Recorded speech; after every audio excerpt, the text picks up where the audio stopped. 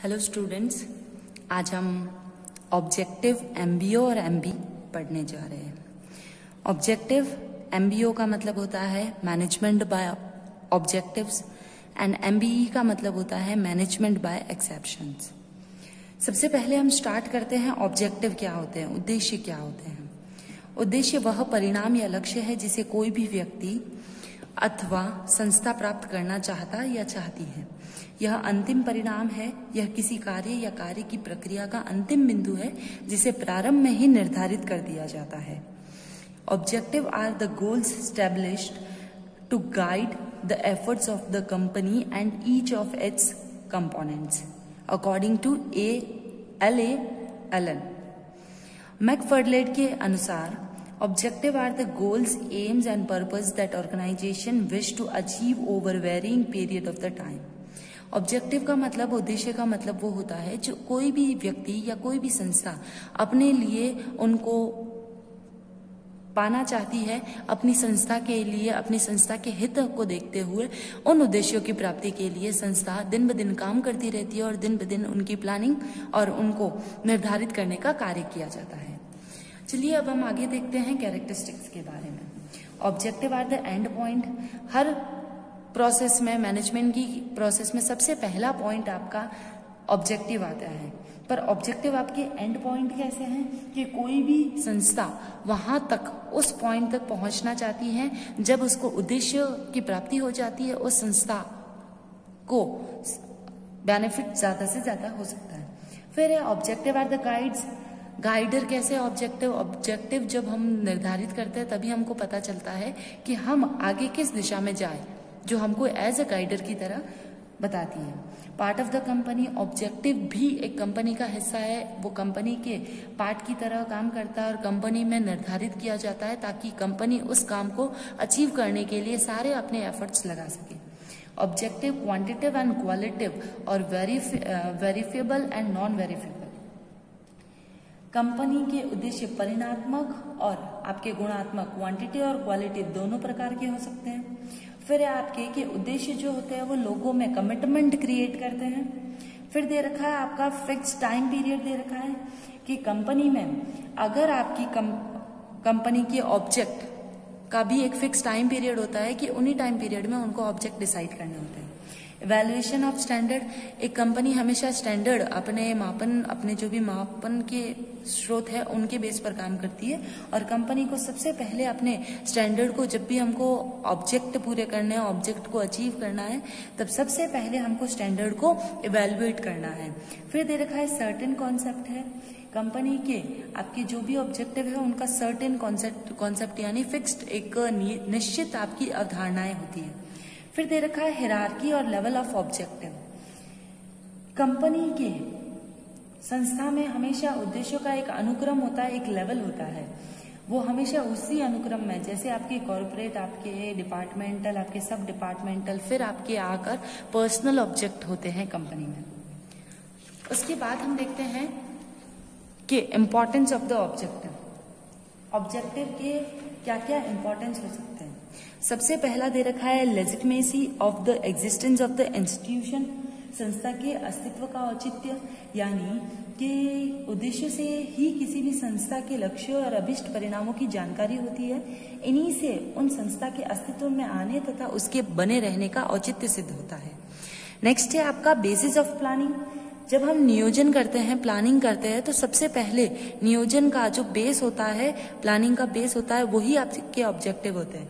जब तक हम ऑब्जेक्टिव स्टार्ट नहीं करते तब तक हम आगे की प्लानिंग नहीं बना सकते। फिर दे रखा है गाइड फॉर द मैनेजर। प्रबंधकों के मार्गदर्शक के रूप में भी उद्देश्य काम करते हैं कि प्रबंधक बिना लक्ष्य के कभी भी प्रबंधक, मैनेजर अपनी कंपनी में काम नहीं कर सकते। उनको हमेशा उनके लक्ष्य, उनके ऑब्जेक्ट पहले क्लियर होने चाहिए, तभी वो जाकर आगे काम कर सकते हैं। फिर है फैसिलिटेट डिसीजन मेकिंग, के निर्णयन में सुविधा, कि संस्था के सभी व्यक्तियों को निर्णय लेने में सुविधा प्रदान करते हैं हमारे उद्देश्य। ये लोगों को दुविधा में नहीं डालते।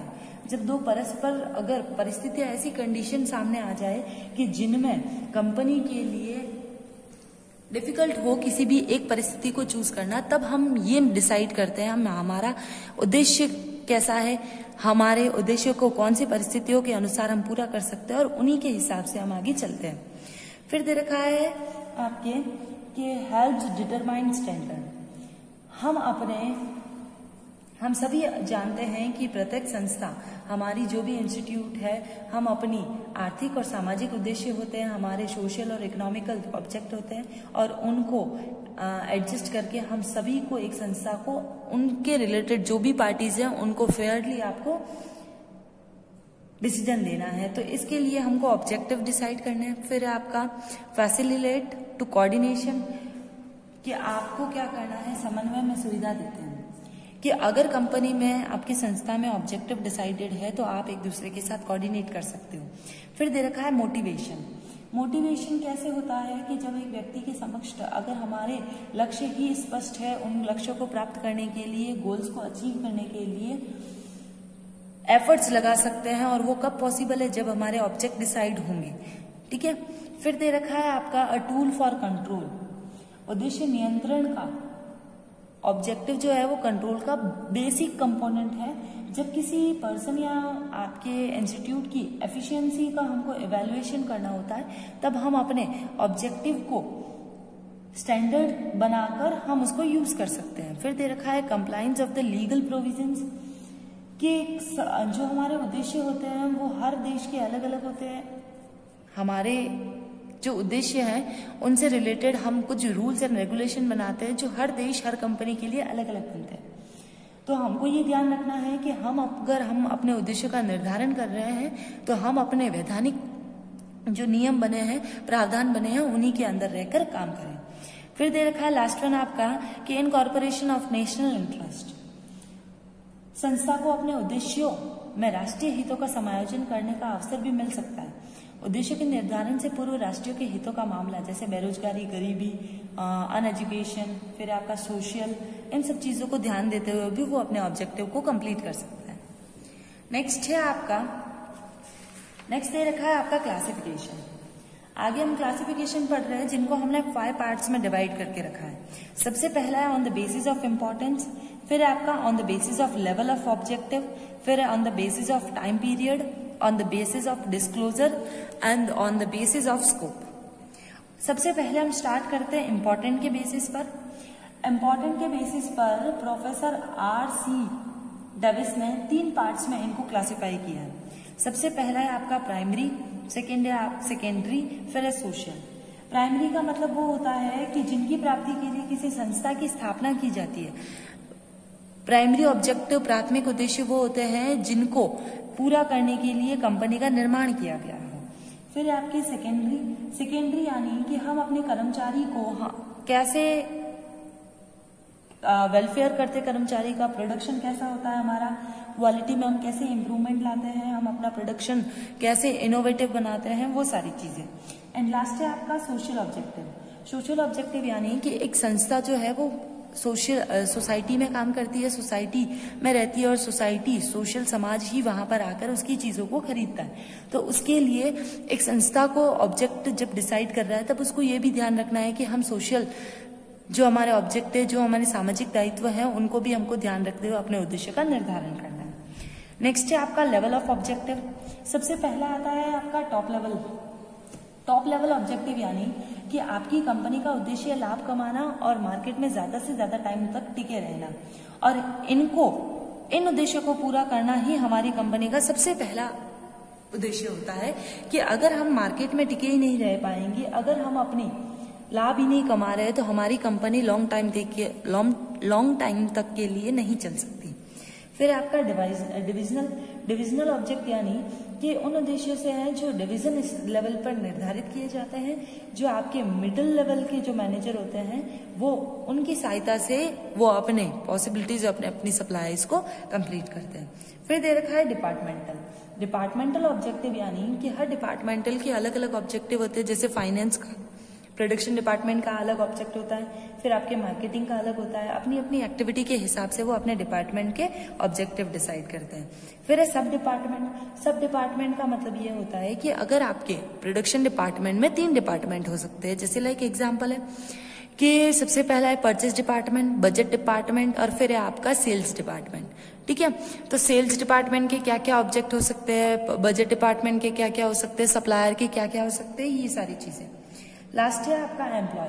एम्प्लॉय के क्या क्या ऑब्जेक्टिव हो सकते हैं। एक कंपनी में एम्प्लॉय जो होता है वो एक कंपनी के लिए काम करता है, कंपनी के लक्ष्यों के लिए काम करता है।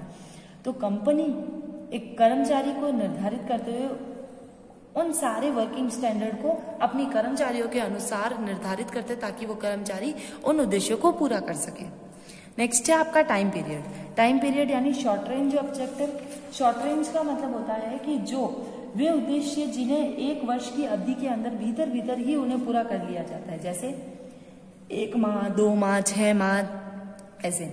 फिर दे रखा है इंटरमीडिएट। इंटरमीडिएट यानी वे उद्देश्य जिन्हें 1 वर्ष से लगाकर 5 वर्ष तक हम पूरा कर सकते हैं।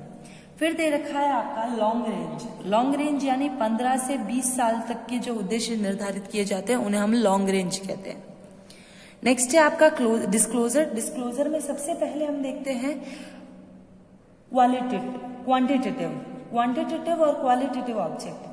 क्वांटिटेटिव और क्वालिटेटिव का मतलब क्या होता है कि सबसे पहले हम पढ़ते हैं क्वांटिटेटिव यानी जिनको हम अपने डिजिट में प्रेजेंट कर सकते हैं, और क्वालिटेटिव को हम डिजिट में प्रेजेंट नहीं कर सकते, हम उनका सिर्फ मेजरमेंट ले सकते हैं, जिनकी हम अपनी मानसिक, अपने दिमाग के हिसाब से, अपनी सोच के हिसाब से उनका मेजरमेंट करते हैं।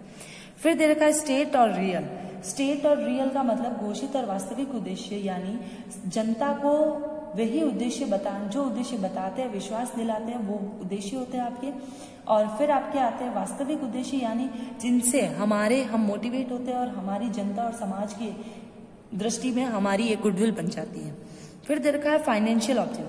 फाइनेंशियल ऑब्जेक्ट का मतलब ये होता है कि आपकी कंपनी के वित्तीय परिणामों से संबंधित, जैसे एक उदाहरण कि एक फिक्स्ड अमाउंट आपको कमाना है, या फिर जैसे आपको सेल करना है कि हमको 12% सेल करना है, तो हमारा ऑब्जेक्ट क्या हुआ, हमको इस साल का 12% सेल करना है।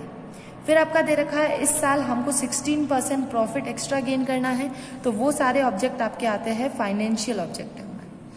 यहां तक क्लियर है। अब नेक्स्ट लास्ट है आपका scope. On the basis of scope, scope के बेस पर हमने 2 पार्ट्स में डिवाइड किया। सबसे पहला है इंटरनल एंड एक्सटर्नल। इंटरनल का मतलब है आंतरिक उद्देश्य, वे उद्देश्य है जो संस्था की सफलता और संस्था की कर्मचारियों की संतुष्टि को प्रत्यक्ष रूप से प्रभावित करते हैं, जैसे संस्था कितना सेल करती है, उसकी कंडीशन क्या है, एम्प्लॉय सेटिस्फाइड है या नहीं। फिर आपका आता है एक्सटर्नल।